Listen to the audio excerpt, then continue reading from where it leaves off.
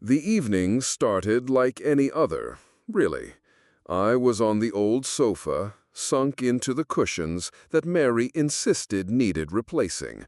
"One more season, honey," I'd always say back. Mary, her blonde hair usually pulled back in a neat bun, now letting loose a little around her shoulders, was telling me about her day at Peterson's Groceries. She loved that little store, said it felt like the pulse of Eden, our little slice of forgotten America. It was the kind of place where everyone knew your name, knew what you'd buy, and what you'd say about the weather. That night, she was rambling about Mrs. Henderson's latest scandal involving a rogue garden gnome and Mr. O'Malley's perpetually sour cream order. I remember nodding, half listening, half lost in the sports highlight reel flickering across the screen. And then she just stopped, mid-sentence. Her head, which had been turned towards me, slowly slumped forward, chin digging into her chest. A short, wet gurgle, almost like a sigh, escaped her lips. "Mary?" I nudged her arm gently.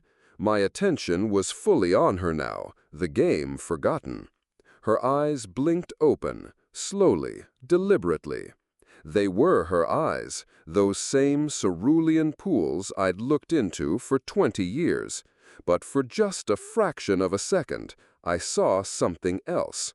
A flicker.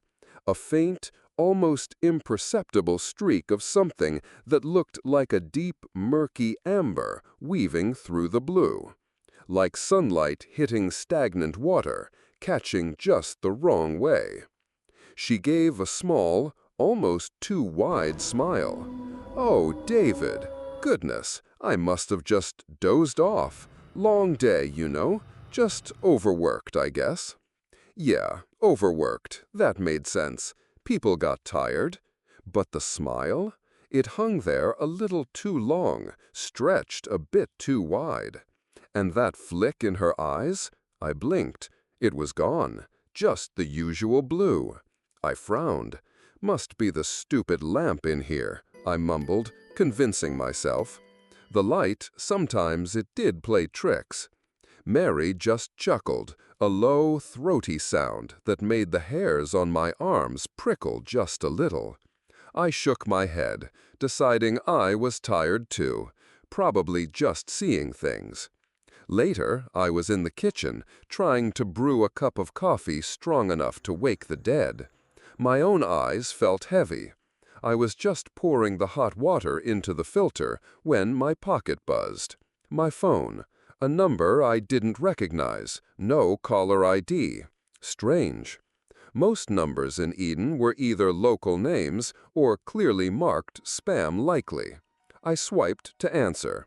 "Hello?" I said, holding the phone to my ear. Nothing.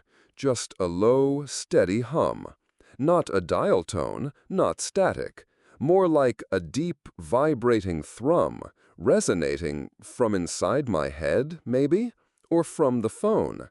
I held it away, squinted at the screen, then brought it back. Still that persistent, low thrum. It seemed to fill the kitchen, yet it made no sound anyone else would hear. Just a feeling, a deep, unsettling vibration. "Hello? Is anyone there?" I tried again. No response. I sighed, frustrated, and ended the call. Probably some telemarketer using a new trick. I placed the phone face down on the counter, intending to ignore it. It buzzed again. Same number. I stared at it. The audacity! I picked it up, pressed answer without even thinking. Again, that same internal hum, buzzing in my ear, vibrating through the plastic of the phone case. My jaw tightened. I started tapping the power button, ready to just shut the thing off. As my thumb pressed down firm, a small, distinct puff of air, colder than anything in my kitchen, escaped from the phone's speaker. It felt like someone had just breathed an icy sigh directly into the device, straight onto my thumb. I actually flinched, pulling my hand back. It was absurd, just a phone.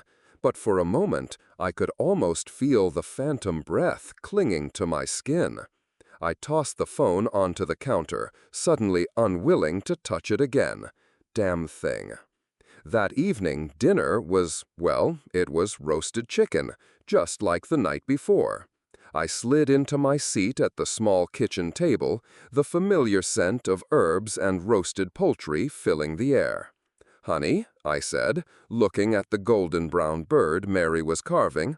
Mary paused, knife mid-air. She turned, that wide smile once again gracing her lips. A lovely smile, usually. Tonight, it felt off, a little too bright, a little too fixed. "Oh, David, you really are tired tonight, aren't you? You forgot already? I made this just for tonight. You've been working so hard, darling." I stared at